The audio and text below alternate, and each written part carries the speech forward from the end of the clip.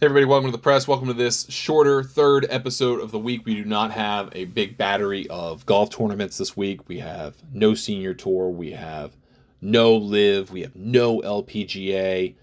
I'm pretty sure we have the Corn Ferry Tour, but we do have the BMW International Open, and that is the DP World Tour event this week in Munich. It makes me very happy because I was in Munich in the fall, went to Oktoberfest with my wife. One of the coolest experiences ever. If you get to do it, go do it. Just go do it. Don't even think about it. Just do it.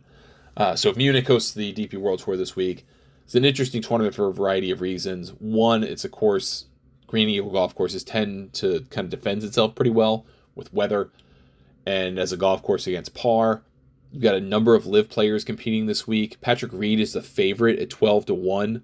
You've got others competing this week, or former live players like Bernd Wiesberger, who's been playing pretty well lately. But you've also got Martin Keimer in the field. I forget who the other is at the moment, but we'll go through it as we go through the board. But like I mentioned, Patrick Reed leads the table here 12 to 1. He just played last week in the Italian Open. I mean, the guy cannot play enough golf. Very mediocre, top 40. I don't know in your right mind how you bet Patrick Reed this week. Ryan Fox is 20 to 1. I loved him in the Canadian Open, and I've loved him for a lot of this season. And then I went and started looking at data. I'm like, you got to slow your roll, man. You might have gotten him right timing wise a couple of times, but in the main, it's been a tough year for him. That's why he's playing this week. He knows he's struggling to get a PGA Tour card back. Got to start getting some race to Dubai points. And if you do pretty well this week, you're not in trouble for next year in terms of your eligibility in certain places. So 20 to 1 for him. Wiesberger 20 to 1. If Wiesberger could putt, he might be interesting. Jordan Smith 22 to 1. Tommy Peters, there's another lift guy. 25 to 1. Keita Nakajima is 25. Tristan Lawrence is 30 with Matty Schmid, who might be interesting. Another guy who knows he's probably going to lose his card. Matthew Jordan's 35 with Jals Leuten, Johannes Veerman, Guido Migliozzi. Yannick Paul is 40 with Nicholas Norgard. Mateo Manacero. Adrian Tagey. Pablo Arazabal are all 40 to 1. Your 45s. Rikuya Hoshino, Ewan Ferguson, Connor Syme, Alex Fitzpatrick. Your 50, Sean Crocker, who might be interesting here. Xander Lombard, he had a great week last week. Marcel Siem, just won. I'm not betting Marcel Siem to win again, but just won. Jesper Svensson, 50 to 1 is kind of interesting to me if you have the theory that he could come and play really well this week. Then you got Frederick LaCroix, you've got Callum Hill, you've got Romain Langosk, he's 55. If you're looking at the last couple of weeks of DP World Tour play, I think you've kind of seen that this may be a great live betting opportunity for the tour because there have just been so many, and part of this is just the character, the players who have had these big leads, but if you look at, last week, Marcel Siem wound up winning, although he kind of gave it all back, basically, and then to wind up winning in the end. You got Lynn Grant, who won the Scandinavian Mixed, and she wound up making the biggest comeback in the history of the tour with Sebastian Soderberg, giving up a huge lead, and she comes back from 11 behind, right? Well, that Jesper Svensson is the Swedish kind of counterpart, right, so to speak. I really like his game. I think he could play extremely well. Alex Fitzpatrick had a good finish in that tournament. Might be worth a look there. Hugo Cassad also has been playing okay lately, right? T22 in the Italian Open, T7 in the Scandinavian Mixed.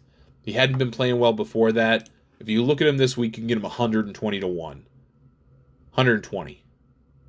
I think that's worth a consideration. Yeah, 120 to 1 at DraftKings. I mean, that if you're going to take a shot, take your shot with him. That's where you want to be, I think. Jesper Svensson, I think, could be a great play. Then Sean Crocker finished very well in the Italian Open. Again, a golf course that defended itself pretty well against par. So did the Scandinavian Mixed course, did pretty well against par. So maybe those are some guys to consider. Alex Fitzpatrick feels like a public player. Again, good finish in the mix, but not so good in the Italian Open. Take from that what you will, but I think Sean Crocker is a guy who's playing good golf. Maybe Nacho Elvira at 65 to 1. Those guys worth a look. Martin Keimer is 70-1, just in case you're wondering where he netted out here this week. There might be some interest that some people have in betting him because Richard Bland has been playing great, and the Cleeks guys have some Cleek momentum or whatever. I'm not so convinced about that, especially for Martin Keimer. But if you believe in such things, there you go. Kiradech Oppie Barnrat's kind of interesting to me, 120-1. I think this is a golf course he kind of likes, so I might consider that. But if you want to look at this tournament in the last several years, and again, I'm sorry for the clicking you're about to hear here, but we're going to look at the history of the tournament a little bit. If you look at this event the last few years, so Tristan Lawrence won here in an utter shocker in 2023. In 2022, you had Hao Tong Lee win. In 2021, you had Victor Hovland win. And I really just want to look at the last 2 years of results in particular, see if we see anything. There was no tournament in 2020. So if you're looking at last year, Joost Luiten probably should have won this tournament, did not. Hoshino finished in a tie for third. Max Kiefer was tied for third. Matthew Pavon tied for seventh. Callum Hill tied for 10th. Those are some interesting names. And then your 2022 list, you had Ryan Fox, who played well here, although the scoring was very good, very different.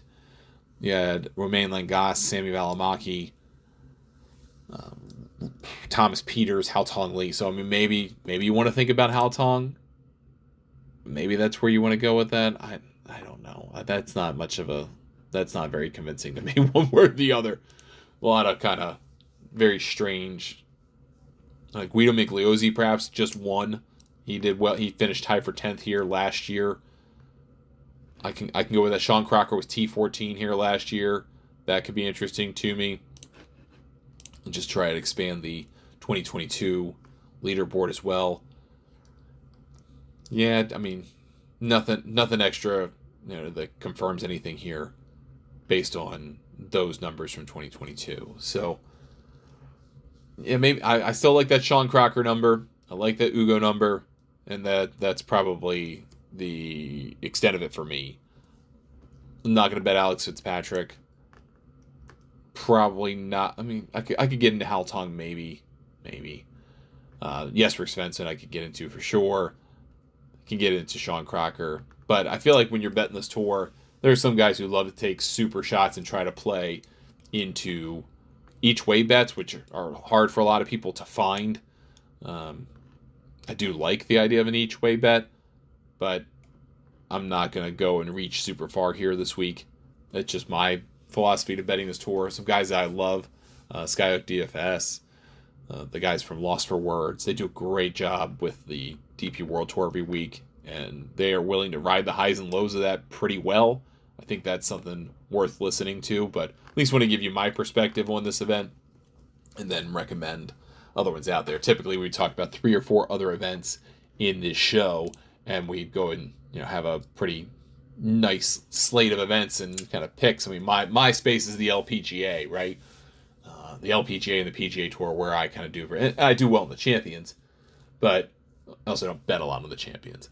I do well in the LPGA and the PGA Tour. So DP World Tour is not necessarily my big specialty. Sometimes things kind of scream out at you, and I think there are 4 picks worth making here, but again, I would consult lots of sources on this type of thing. This is your money after all. So research wisely, bet wisely, think wisely, and check out some shows that are also on Golf News Net Radio. All right, it's going to do it for us on this show. Thank you so much for listening. Appreciate it. We have another show this week, which is our model form horse for course show around the John Deere Classic. That's our 3rd and final show of the week. We'll get that on Tuesday. Both these were recorded on Monday, the kind of first lines, first clicks around the Deere, and this one were Monday shows. So thank you for checking them out.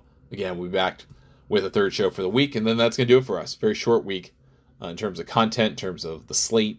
Not a lot to talk about. So we're going to do what we can, make some money where we can, but try to get ourselves ready for 4 PGA Tour events in the next 2 weeks between Oppo events, 2 events in Scotland. We'll have Live, a bunch of LPGAs. We'll have an LPGA major. We'll have another Champions Tour major. Like we've got lots to come, lots of good golf to come. So I think you can get a really good long shot of interest perhaps at the Amundi Evian Championship So consider that. I think we might be due for a surprise winner at the Open Championship. Consider that. Scottish Open, if the weather blows, you can get a strange one. Maybe a great live betting opportunity. So don't blow your wad this week. All right, we'll talk to you next time. Thanks for listening. Catch you next time on The Press.